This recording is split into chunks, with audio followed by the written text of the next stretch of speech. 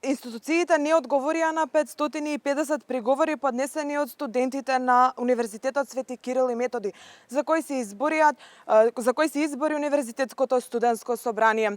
И покрај поднесените приговори, прво институциите немаа слух, а откако ги добија приговорите, не одговорија на истите. За последните информации зборувам со Боријан Ефтимов од Универзитетското студентско собрание. Боријан, добро утро.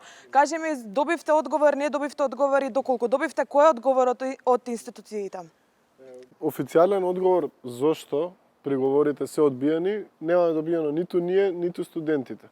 Значи, институциите, ниту првиот пакт кога беа приговорите, ниту сега не одговараат во однос на приговорите што се одбиени. Па така студентите, кои иако ги исполнуваат условите, не добиле домашни платежни картички, не знаат зошто и воопшто не ги добиле платежните картички. Кога веќе не им доделиле, барем треба да се одважат институциите и да одговорат зошто не доделуваат на оваа група студенти домашни платежни картички, иако според уредбата тие ги исполнуваат сите критериуми и навремено испратиле приговори.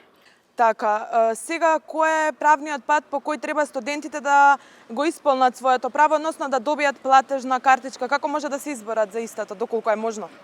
Моментално Универзитетското студентско собрание побара помош, се консултира како со адвокати, така и со сервис за мој.мк како портал кој им обезбедува некакви совети на младите. Меѓутоа ги охрабрам и студентите индивидуално да се консултираат со адвокати и да се информираат кои се нивните права. Бидејќи на крајот од денот секој студент сега во овој момент ќе мора индивидуално да го заштити своето право, искористувајќи правните механизми кои се нудат и всушност да тужи доколку смета. Јас не мислам дека на студентите им е толку за тие 3000 денари колку што е за принципот зошто на некои студенти им се доделуваат, зашто на некои студенти не им се доделуваат, иако ги исполнуваат истите критериуми. Така, што мислиш, исплатливо е сега во овој момент да тргнат по правни патишта да го бараат остварувањето на своето право за домашна платежна картичка од 3000 денари, иако им беше ветана, а не исполнето? Не би навлало дали исплатливо или не, ама перверзно е тоа што институциите го прават кон младите, ги искористуваат секој пат и кога ќе дое некоја група кога е оштетена, институциите не се заинтересирани да излезат пресред, иако имаа и време, имаа и можности, беа информирани за проблемите. Дали ќе ги заштитува своите права по судски пат секој индивидуален студент, сам треба да види дали му е исплатливо. Меѓутоа, долгорочно ваквите работи се повторуваат континуирано и мора да се стави крај на таквиот принцип. Ако ниту еден студент, ако сите студенти ќутат и не се заштитат, тогаш сигурно дека ќе продолжи и понатаму. Така, еве сега актуелно е почетокот на учебната академска година, која треба да започне за околу месец дена. Каже ми, зашто се студентите? Дали сакаат продолжување онлайн настава или физичкото присуство не може ништо да го замени? Па, физичкото присуство ништо не може да го замени секако, меѓутоа сега имаме една изменета ситуација. Моментално Универзитетското студентско собрание извршува консултации со студентите на сите 23 факултети.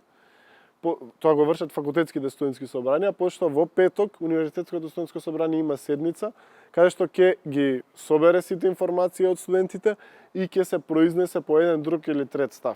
Нашиот пристап ќе биде хибриден, односно секој факултет, доколку нели има одобрение од Комисија за заразни болести, секој факултет врз основа на својата програма, врз основа на својата наука со која што се занимава и спецификите на материјата која се предава на студентите, да одлучи дали ќе оди онлайн, дали ќе оди со физичко присуство, дали ќе оди во некој мешан модел. Сепак мислиме дека е многу важно студентите да се консултираат и заради тоа ние го превземаме овој чекор, прибираме информации од студентите, пошто ќе излеземе со став како треба да се одвива наставата веќе од петок, а од понеделник ќе почнеме разговори со универзитетот како да се реализира. Повторно ќе кажам, секој факултет сметаме дека автономно треба да одлучува согласно спецификите на својата програма, бидејќи не може на фармацевски факултет и на финки вие да имате ист пристап. Многу е разнороден факултетот и тоа е добро, и заради тоа треба да има и различни пристапи за секој факултет.